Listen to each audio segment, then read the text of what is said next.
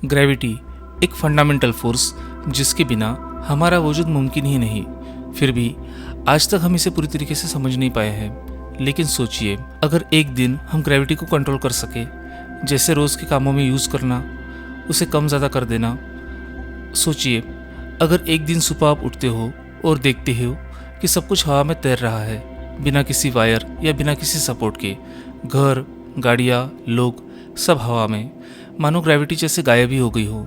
पर यह सिर्फ ग्रेविटी की हटने की बात नहीं है। सोचो, अगर हम ग्रेविटी को कंट्रोल कर पाए, अपनी मर्जी से कम या ज़्यादा कर सके, उसे बांध कर रख सके या किसी स्पेसिफिक डायरेक्शन में उसको मोड़ सके, क्या ये पॉसिबल हो सकता है? और अगर हो जाए तो हमारी इस दुनिया का क्या होगा?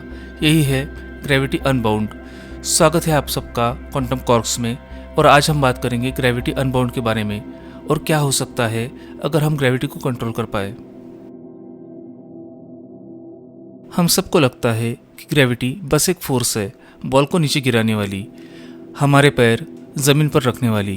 पर ग्रेविटी इससे कहीं ज़्यादा गहरी, पावरफुल और फंडामेंटल है। पहले न्यूटन आए और उन्होंने कहा कि हर ऑब्जेक्ट दूसरे ऑब्जेक्ट को अपनी तरफ अट्रैक्ट करता है। जितना ज़्यादा मास होगा उतना ज़्यादा अट्रैक्शन होगा। सिंपल था, एप्पल गिरा, न्यूटन समझा ग्रेविटी है। लेकिन फिर आते हैं आइंस्टाइन और उन्होंने कहा कि ये थ्योरी गलत तो नहीं लेकिन पूरी भी नहीं है। आइंस्टाइन ने कहा कि ग्रेविटी कोई इनविजिबल रोप या मैग्नेटिक फोर्स नहीं है। ग्रेविटी एक्चुअली में स्पेस और टाइम का कर्वेचर है। स्पेस टाइम एक 4D फैब्रिक की तरह होता है। जब कोई भारी ऑब्जेक्ट जैसे कि प्लैनेट या स्टार उसमें आता है तो वो ऑब्जेक्ट उस फैब्रिक को बेंड कर देता है और दूसरे ऑब्जेक्ट्स उस कर्व में स्लाइड करते हैं, जैसे कि अर्थ सूरज के राउंड करता है। समझो, एक ट्रैम्पोलिन पे एक हेवी बॉल रखी हो और उसके आसपास छोटी बॉल्स डाली हो, वो नेचुरली उस बड़े कर्व की तरफ अट्रैक्ट होंगी। बस यही है ग्रेविटी। जब हम कहते हैं कि ग्रेविटी पुल कर रही है, तब हम असल में ये कह रहे होते हैं कि मास पे स्पेस टाइम को बेंड कर दिया और बाकी चीज़ें उस बेंड में गिर रही है। Mind blowing, right? ग्रेविटी इतनी पावरफुल है कि वो ब्लैक होल्स को बना सकती है, जहाँ स्पेस टाइम इतना बेंड होता है कि रोशनी भी वापस नहीं आ सकती। उसी के साथ साथ ये इतनी डेलिकेट है कि अगर थोड़ा सा भी वीक होती तो यूनिवर्स एक्सपांड होकर टूट जाता। अगर थोड़ा सा स्ट्रांग होती तो सब कुछ कोलैप्स हो जाता। अब सोचो, अगर हम इस फोर्स को कंट्रोल कर पाए तो। अब ये सवाल खड़ा होता है कि ग्रेविटी को कंट्रोल कैसे कर सकते हैं। अभी तक ऐसी कोई टेक्नोलॉजी या मशीन नहीं बनी है जो ग्रेविटी को ऑन ऑफ या कंट्रोल कर सके। ना ही हमने अभी तक ग्रेविटी को जनरेट किया है, पर थ्योरेटिकली काफ़ी कुछ हो रहा है। फिजिसिस्ट मानते हैं कि ग्रेविटी भी एक क्वांटम पार्टिकल से कनेक्टेड हो सकती है, जिसको नाम दिया गया है ग्रेविटॉन। जैसे लाइट के फोटोन होते हैं, वैसे ही ग्रेविटी के लिए ग्रेविटॉन होते हैं।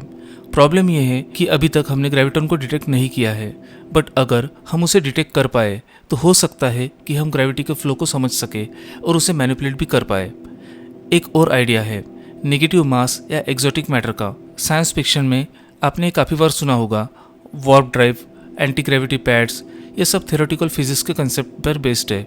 अगर हमें ऐसा मटेरियल मिल जाए जो नेगेटिव मास की तरह बिहेव करे तो हम ग्रेविटी को अपोज कर सकते हैं। समझो, एक ऐसा ऑब्जेक्ट जो पुश करता हो इंस्टेड ऑफ पुलिंग। और फिर आता है स्पेस टाइम मैनिपुलेशन, जहां हम ग्रेविटी को नहीं बल्कि उस मीडियम को ही कंट्रोल कर सके जिसमें ग्रेविटी एग्जिस्ट करती है, यानी कि स्पेस टाइम।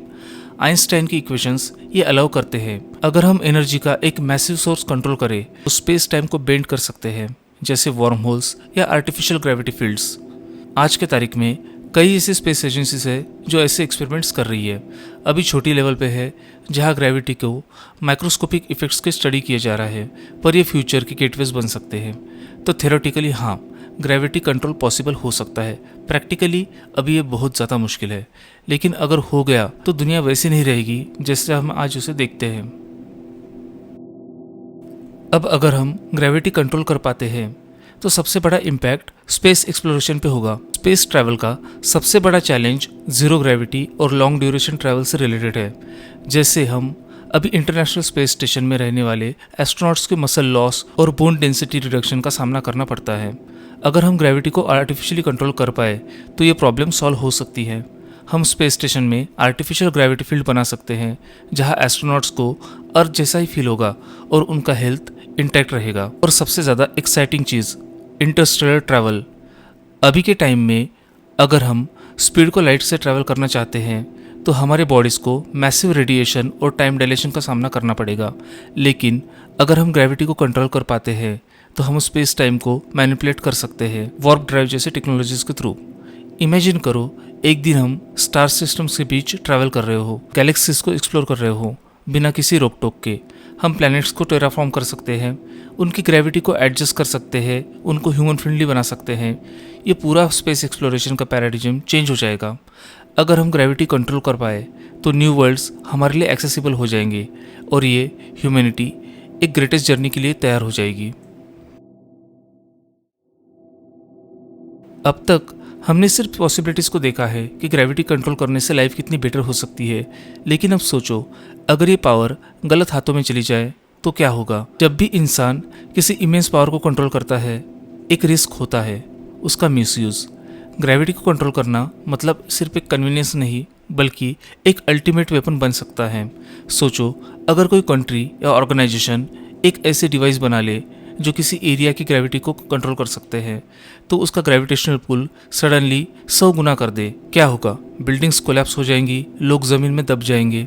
और अगर पुल 0 कर दिया तो सारी चीज़ें हवा में तैरने लगेगी, कंट्रोल से बाहर हो जाएंगी, सिटीज़ स्पेस में लॉन्च हो सकती है। अब अगर हम और आगे जाके सोचें, क्या कोई छोटा आर्टिफिशियल ब्लैक होल क्रिएट हो सकता है, एक ऐसी ग्रेविटेशनल फील्ड जो सब कुछ अपने अंदर समा ले बिना किसी ट्रेस के, यानी ग्रेविटी वेपनाइज हो सकती है। तो इसके सामने न्यूक्लियर बॉम्ब भी एक छोटा सा बच्चा लगेगा। और फिर आती है इनइक्वालिटी के फैक्टर्स। जिनके पास यह टेक होगी वो दुनिया के असली राजा बन जाएंगे। वो ग्रेविटी से शहर बना सकते हैं और चाहे तो पूरे कंट्रीज़ को कोलैप्स भी करवा सकते हैं। एक और स्केरी थॉट, अगर एक गलत कैलकुलेशन हो गई या कोई ग्रेविटी फील्ड अनस्टेबल हो गई तो अर्थ का ऑर्बिट खिसक सकता है, यानी हम अपने ही प्लैनेट को डिस्ट्रॉय कर देंगे। जब पावर इतनी मैसिव हो तो रिस्पॉन्सिबिलिटीज़ उससे कहीं ज़्यादा होती है और हिस्ट्री ये कहती है कि इंसान शायद अभी इसके लिए रेडी नहीं है।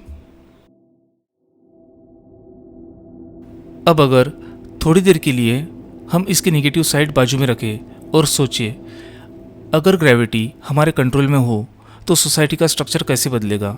सबसे पहले दुनिया की जियोग्राफी भी बदल जाएगी। शहर सिर्फ ज़मीन पर नहीं होंगे बल्कि हवा में और ओशियंस के नीचे भी बसाए जा सकते हैं।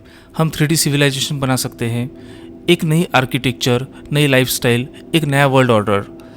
हमारी सोच भी बदलेगी जब हम नेचर के सबसे बड़ी फोर्स को कंट्रोल कर पाए। तो क्या हम खुद को गॉड लाइक समझने लगेंगे? क्या हम यूनिवर्स के नए क्रिएटर्स बन जाएंगे? रिलीजन, साइंस, पॉलिटिक्स सब कुछ शिफ्ट होगा।